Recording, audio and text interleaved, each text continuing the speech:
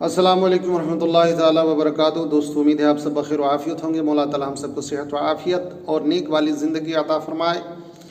दोस्तों, अक्सर व बेशतर हमारी ज़िंदगी में उतार चढ़ाव आते रहते हैं, परेशानियाँ आती रहती हैं। लिहाजा याद रखिए, परेशानियाँ उसी की ज़िंदगी में ज़्यादा आती हैं जो बंदा जितना नेक हुआ करता है।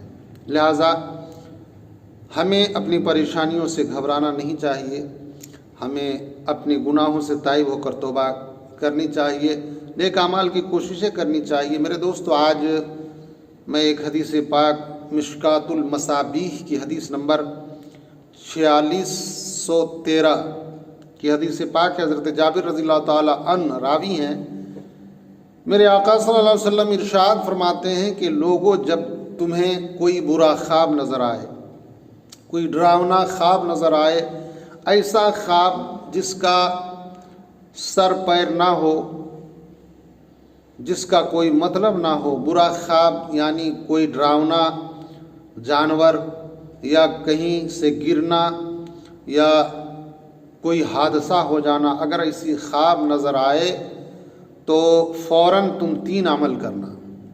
पहला ये कि जागते ही रब का हम्द करना, अल्हम्दुलिल्लाह कहना। उसके बाद 3 मरतबा शैतान से पनाह मांगना, यानी औज़ु बिल्लाहि मिनश शैतानिर रजीम 3 मरतबा पढ़ना। फिर बाएं जानिब 3 मरतबा थूक देना। ये अमल करने से आने वाली परेशानियां अगर शैतान की तरफ से हैं तो इंशाअल्लाह वो दूर हो जाएंगे। और फिर ये अमल करने के बाद जिस करवट पे आप लेटे हुए थे उस करवट को बदल के दूसरे करवट पर लेट जाएं। लिहाजा मेरे दोस्तों, हमें ये अमल करनी चाहिए। बहुत सारे हमारी माएँ बहनें परेशान हो जाती हैं, हमारे भाई हजरात परेशान हो जाते हैं कि बुरा ख्वाब मैंने देख लिया, अब क्या होगा।